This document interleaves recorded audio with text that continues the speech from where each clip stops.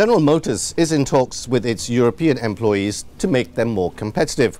To get us up to date on the General Motors story is Steve McGrath. Steve, what exactly is General Motors trying to do with its European operations? Well, I mean, actually what we've got here is unions saying GM aren't in talks with us. You know, they're saying, where are GM? GM have come out and they've said, we desperately need to restructure, we're still making losses, we've got to do something about Europe. But they haven't yet gone to the unions with a strategy. So unions have come out and said, you know, GM management is trying to play all our different plants in different countries off against each other. They're calling it divide and conquer, what GM are trying to do. And they're saying, come on, talk to us. We want a collective bargaining agreement here. I mean, I see this is just because GM, I mean, is having an enormous amount of trouble, you know, making a profit with its Opel plants in Europe. It simply wants to make these plants more competitive. I assume that this is what they're trying to do. Yeah, it's not just about the individual plants, which are pretty productive, actually. It's, you know, they've racked up $14 billion of losses in Europe since 1999. They have to make it profitable. The unions are coming out and saying, okay, rather than close plants, why don't we start selling Opel and Vauxhall cars abroad? GM doesn't want to do that. It's Opel brand is a European brand. You know, it has other brands in other countries, so it's a very great risk of sort of cannibalizing its own share. It's that fascinating. I mean, when you become so big and you're producing right across the whole globe, you really start becoming your own worst enemy? Sometimes that happens, but you know, I mean, look at competitors like VW.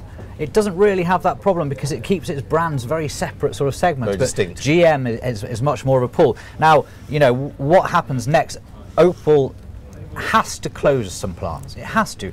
One of the things we saw during the whole financial crisis was that car companies suffered, but rather than all these car companies going out of business as they should have done, they were protected by governments. There was almost state bailouts of car companies. We saw it in the US with Chrysler and GM itself, with the parent company. And in Europe, you know, there was still a lot of support for car manufacturers in terms of car subsidies and that sort of thing.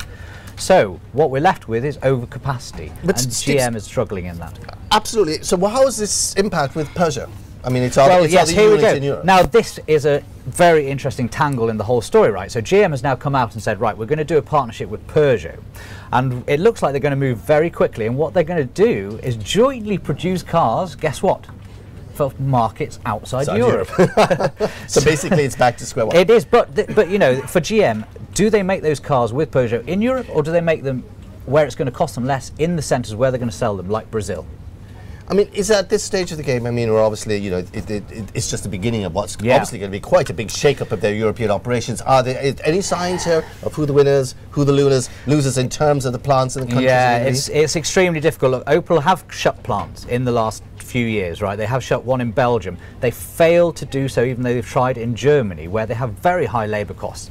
They have to close plants, and so it's going to turn into a very tough battle, and it's going to be very difficult. And you know, there are undoubtedly going to be losers. Now, you know, governments will get involved. We've seen it in France with Peugeot. We need to have our plants in France. Will the Germans do the same in Germany? I don't know, but it's a and it also could be the unions that could actually have a lot to do with this too. I should imagine exactly how loudly they scream in each of these countries. You know, GM actually has a labour agreement in place which stops them shutting any plant in Europe until 2014.